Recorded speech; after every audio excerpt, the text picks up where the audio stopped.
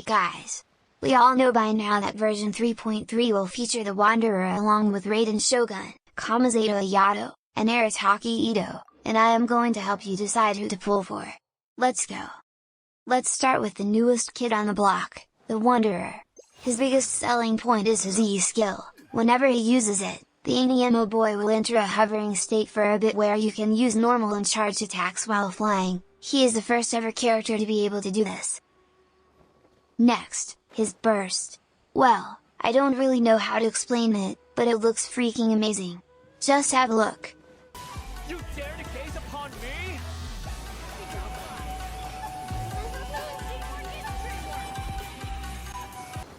Moving on to his passive talent, basically, you can ascend bows and catalysts for half the Mora, which is insane by the way, one of the best passives to have in my opinion.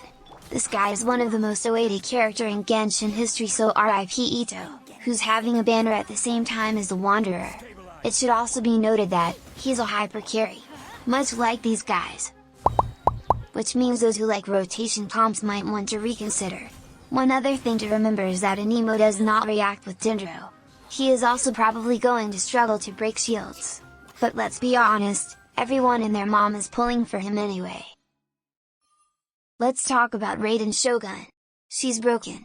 She is considered to be one of the best DPS characters in the entire game. She is extremely easy to build even as a free-to-play and provides massive damage even at C0. Moreover, she can act as a support as well since her E skill provides battery for other characters while having 100% uptime and she increases the burst damage of all party members. With the introduction of Dendro, she's become even more versatile as she now appears in a lot of Hyper Bloom teams. The only downside I can think of is... Moving on. Ayato. He might actually give Skyr somewhat of a competition considering many people missed his previous banner. One of the best AoE damage dealers even before Dendro was a thing. Speaking of Dendro, Ayato in a Bloom Burgeon team sounds absolutely disgusting. His gameplay is extremely satisfying. I don't actually have him, but I have had the chance to use him a couple of times and oh boy! It was so much fun using his E skill and then holding down his normal attack. Trust me. Also, Vaporize exists.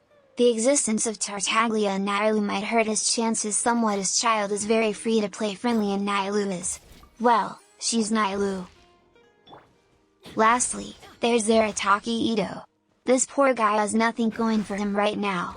His element being Geo means he gets power crept on by every other 5-star who can react with the new element of Dendro. Not only that, he gets paired up with Scaramouche on the banners.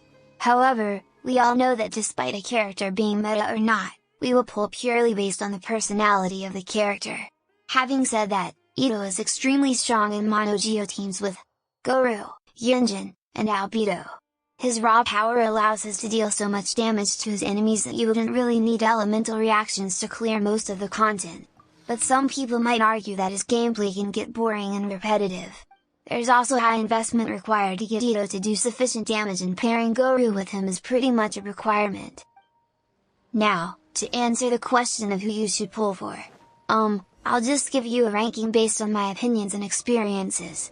Number 1 would, without a doubt, be the Wanderer. The reason for this is because he's a new character. The feeling of trying out a new 5-star character in Genshin is unmatched, doesn't matter if that character is meta or not. We have all seen and probably played the other 3 and have opinions on them, but Skyr offers something new. Second would be the Electro Archon, Raiden Shogun. She's a broken DPS due to her being an Archon, and we all know the story of Archons being overpowered in this game. Also, C2 Bale exists. To add to that, she's very fun to play. Speaking of fun, Ayato is next in line because his gameplay is something that everyone has to experience at least once, and his element is Hydro. How can you not love him?